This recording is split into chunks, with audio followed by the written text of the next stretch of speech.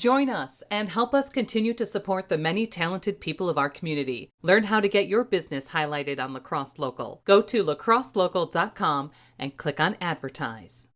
The Pump House Regional Arts Center brings you live, heartfelt performances from gifted singer-songwriters. Enjoy original music brought to stage by area mainstay musicians and sought-after regional bands. Check out the concert series online and pick up your tickets at thepumphouse.org.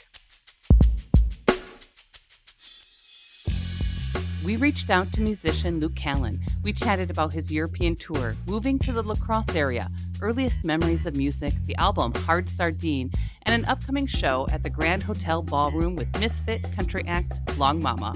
You can find more conversations, food reviews, weekend picks, live music, and events on our website, lacrosselocal.com. I'm Amy. And I'm Brent. And this is Lacrosse Local.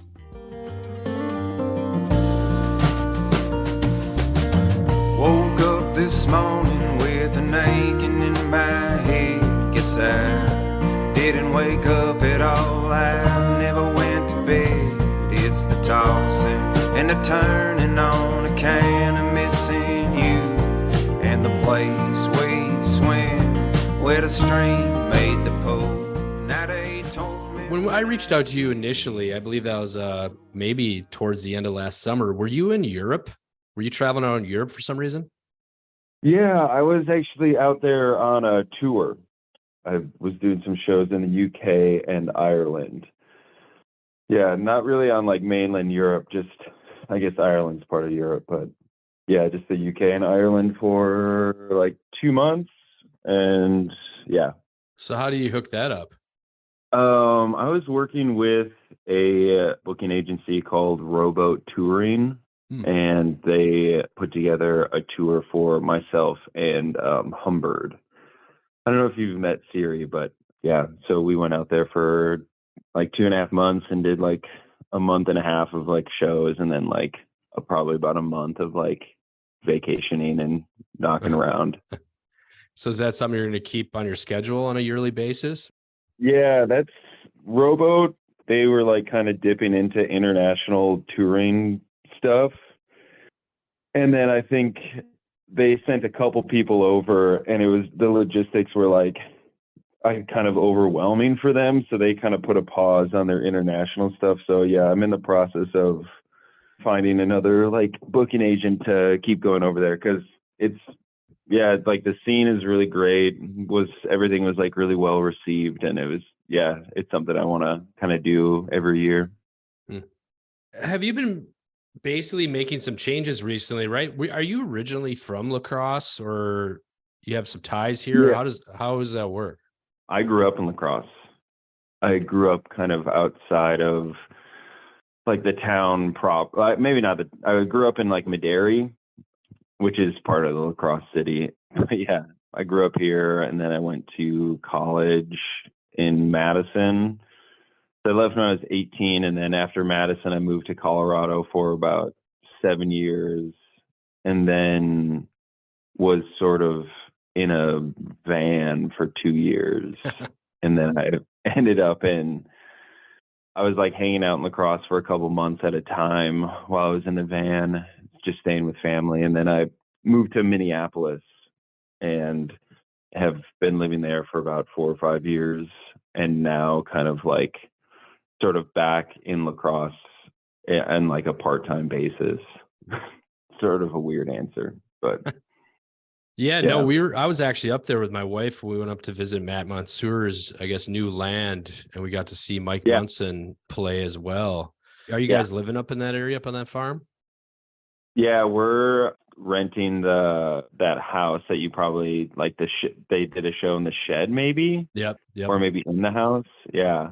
Yeah, so we're renting that place for the year, and then trying to like, we've just been in the city for a while, and then we kind of lucked into a situation where we could keep a small room in the city for like dirt cheap. And we were like, let's just try living in like La Crosse and seeing how that feels, and see about a little bit more of a rural. Yeah, because we just have like other passion. Like I mean, we're like, my partner and I are both musicians, but we're also like, love the outdoors, love gardening, love herbalism, that kind of stuff. So we're like, which is all kind of hard to do in the city. So we're trying to figure it out right now. So, I mean, is it something like I was born here, raised here. I left for about 6 years. Do you have kind of a tentative love-hate relationship with lacrosse in some capacity, or is it just me? Is that your story as well? Yeah, Okay.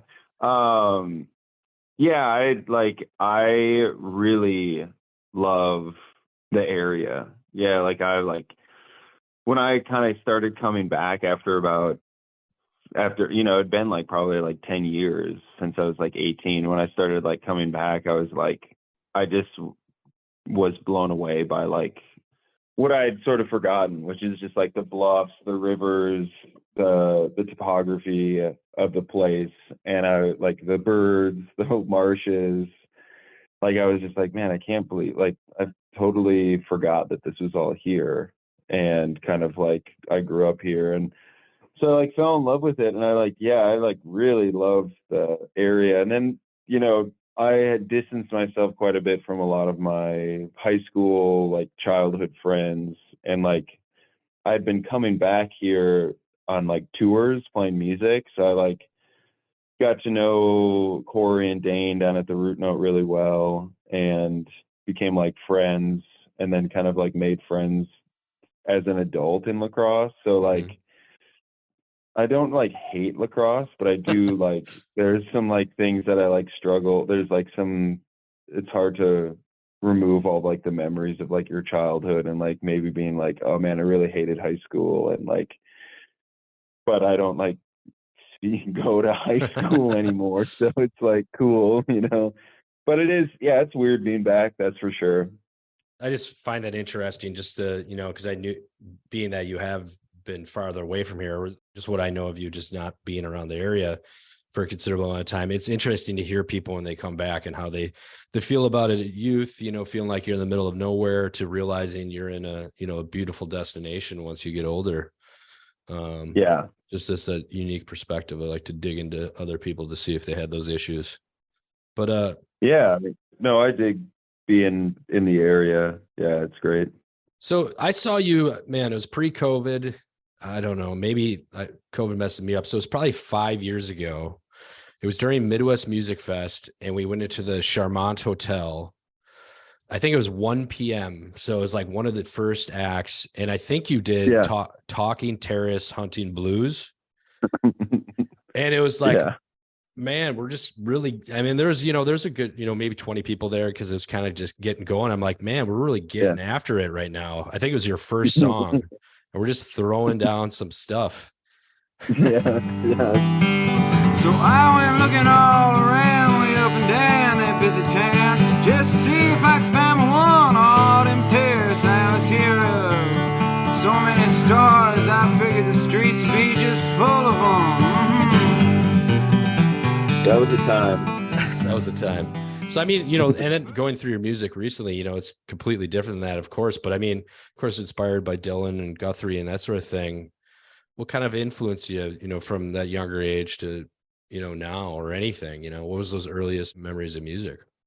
Yeah, like, I mean, I would say like earliest memories of music are like, probably like singing with the fam, and singing like fucking church or something. Like that's like the first things I remember. Like if everyone's like, when was the first time you sang? It's like probably with my family, probably in church when I was a kid. And then I was in like show choir and band and orchestra and choir and that kind of stuff. So those are like deep early memories. But I think like the memories that I developed on my own about music was probably finding, this album by Bob Dylan called Desire, which is still one of my favorite records.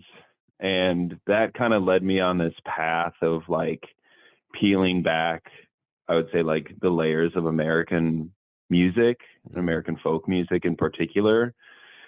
And it only takes like a couple records, you get to like Bob Dylan's folk days, his early folky records, which I wasn't really into right away. And But then when I was probably like 21 or 2, I like got really into these folk records. And then you start, making connections to Dave Van Ronk and Woody Guthrie for sure, and then Pete Seeger. And then you read some Pete Seeger books, and all of a sudden you're like talking about, Sleepy John Estes and Reverend Blind Gary Davis and Furry Lewis. And it probably started with a lot of people with Dylan. And then you just like, I was a little like insatiable, and like I studied history in college. So I was like, where does this all come from? And you just start going back, and yeah, it doesn't take too long before, you're listening to like Lead Belly recordings.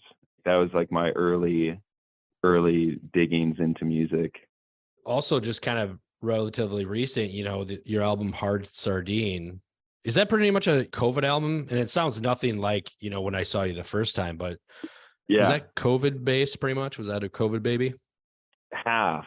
Yeah. The what had happened with that record is I was kind of like wanting to develop more of a band sound. My time in Colorado was dominated by my playing in this band called Von Stomper, and the band broke up, and I was like on my own, and I was like did like solo stuff for years, for like 3 or 4 years, and I was like, I just want to like play with a band. And so I put together this band in the winter of, December 2019, January 2020.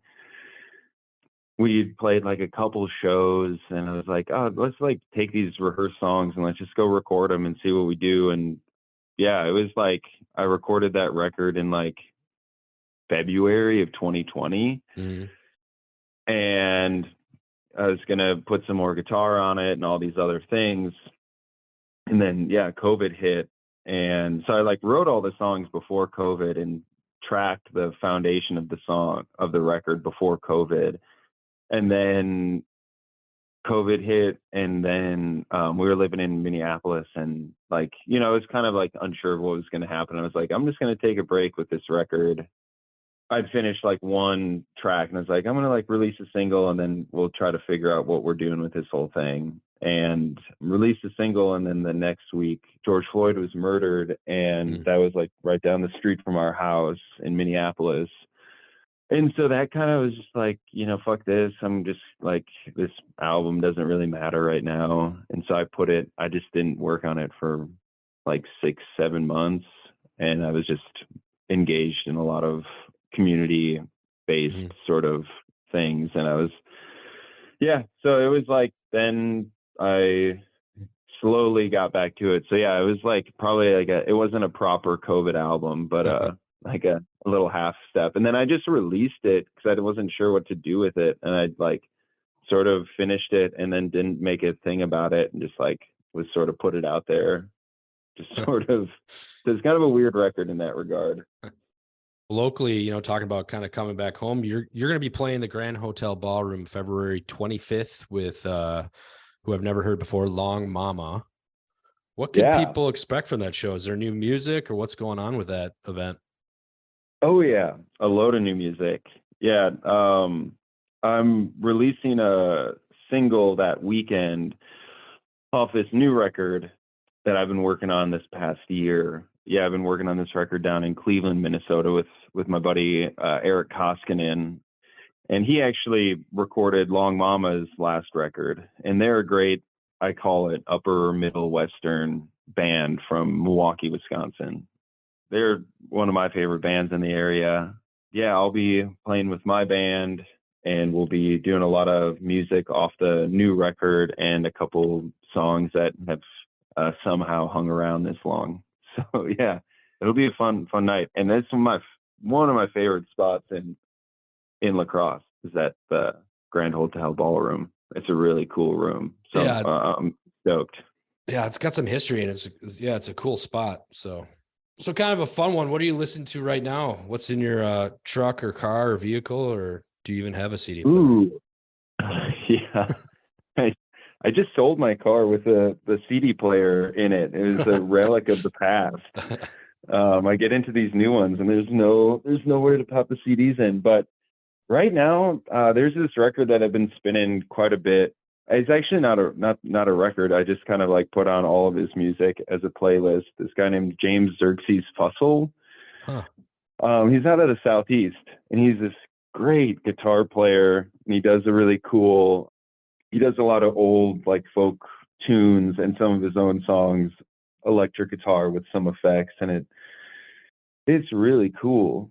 And then that's something I'm listening to quite a bit. I've been on a big like Bobby Charles kick and a Danny O'Keefe kick. Those are two of my favorite songwriters from the past.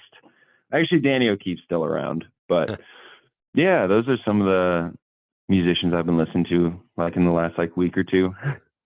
So kind of wrapping it up, for people that want to, listen to your music, check out when the show is and purchase tickets, what's the best avenue for them to go to follow along with, what you're up to? The way to get the most accurate and up-to-date information is just at my website at lukecallen.com.